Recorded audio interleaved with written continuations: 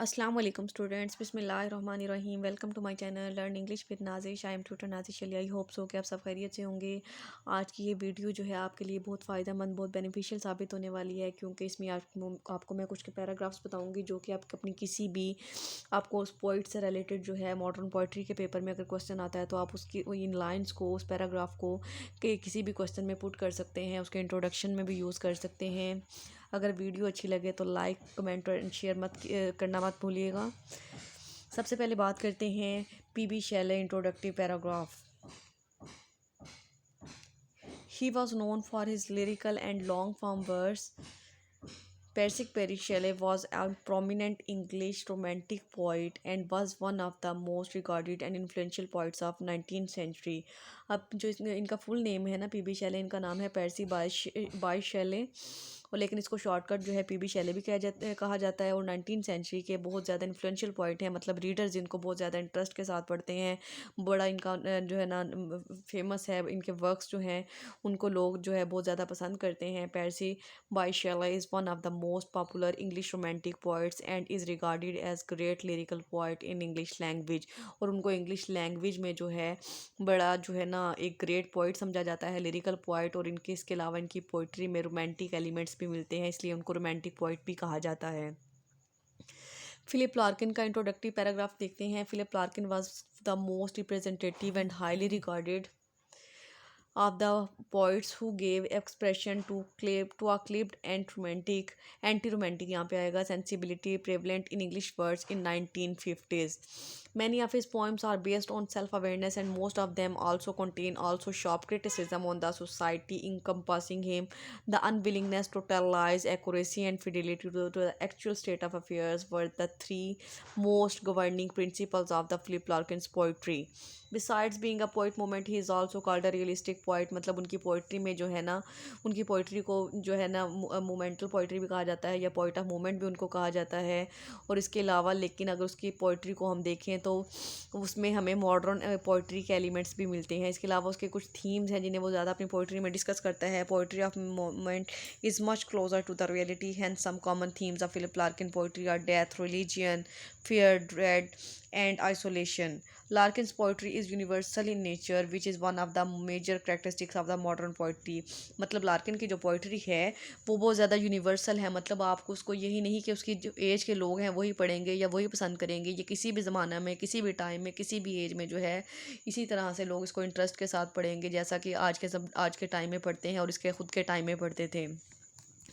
इसके बाद देखिए जॉन कीट्स का इंट्रोडक्टिव पैराग्राफ है। ये भी एक रोमांटिक पोइट है हमारा। John Keats was an English poet of the second generation. इनको सेकंड जनरेशन का इंग्लिश पोइट कहा जाता है।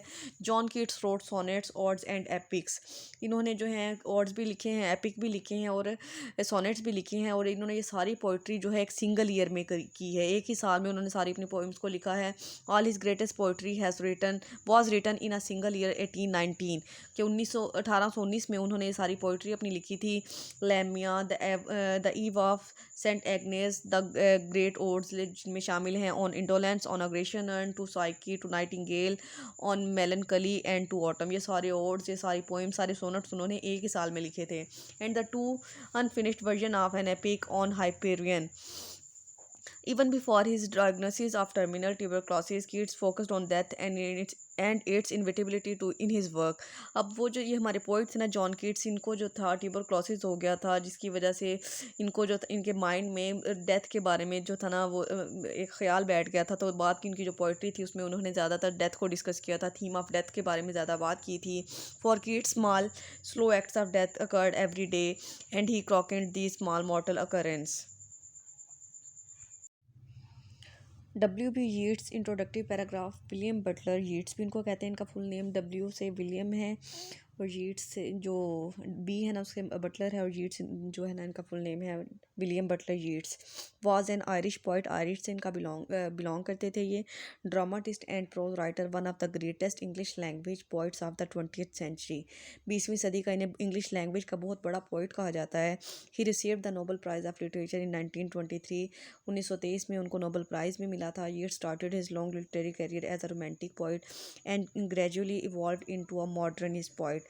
यानी स्टार्टिंग में वो उन्होंने एज अ रोमांटिक पोइट अपना वर्क स्टार्ट किया था, अपनी पोइट्री स्टार्ट की थी, लेकिन बाद में वो एक मॉडर्न पोइट कंसीडर किए गए थे। When he begin publishing poetry in the 1880s, his poems had a lyrical romantic style and they focused on love, longing and loss and Irish myths. तब यानी जब उनकी पोइट्री जो थी वो बहुत ज़्यादा तरक्की कर गए थे, वो पब्लिश उनकी पोइट्री होने लगी थी, तो उसमें ये सारे उसकी करेक्टरिस्टिक्स पाई जाती थी। उसका स्टाइल बड़ा रोमांटिक था, उसका जो फोकस था वो ज़्यादा लव पे था, लॉस पे था, और आयरिश जो जहाँ से वो बिलोंग करता था ना, उसके एलिमेंट्स भी उसकी पोइट्री में नज़र आते थे। इसके बाद विलियम वर्ड्सवर्थ का इंट्रोडक्टरी पैराग्राफ है।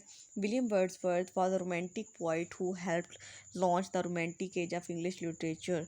Wordsworth is the best known for lyrical ballads co-written with Samuel Taylor Coleridge. अब इसको एस टी कॉलरिज भी कहते हैं। विलियम वर्ड्सवर्थ जो है ना, इनका जो लिंक है वो एस टी कॉलरिज के साथ है। And the prelude, a romantic epic poem chronicling the growth of a poet's mind.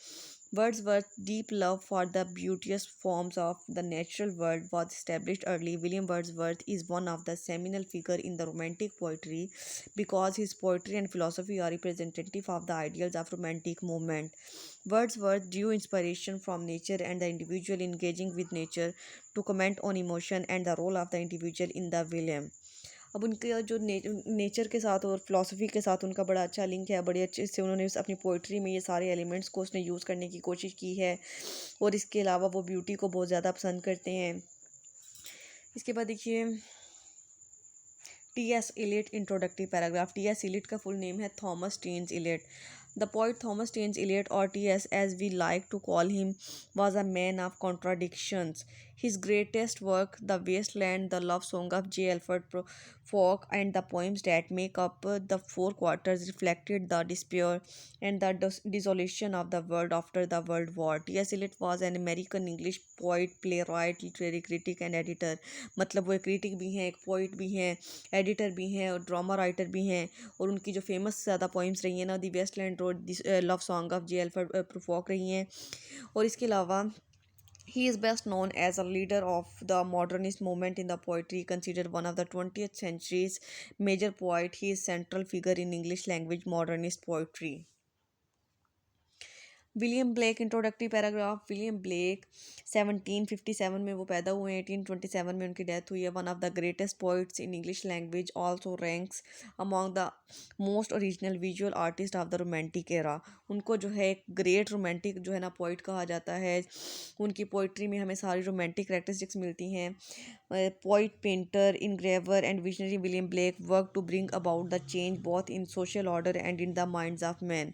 अब इसमें जो है ना, जो उसकी पोएम्स हैं, उसने उसको में अपनी सोसाइटी के पॉइंट ऑफ व्यू को, उनकी थिंकिंग को, सोशल ऑर्डर को पूरा चेंज करने की कोशिश की है। The lyrical style which Blake choose is capable of great variety without losing its lyrical splendour. It can suit song, hymn, fable and allegory and prophecy. मतलब उसका जो स्टाइल है ना, उसमें बेशक जो है वो लिरिक म्यूज़िक का टच नहीं है, लेकिन फिर भी वो किसी भी सॉन्ग के लिए, किसी भी हमद के लिए, किसी भी एलेग्री स्टोरी के लिए इसको यूज़ किया जा सकता है।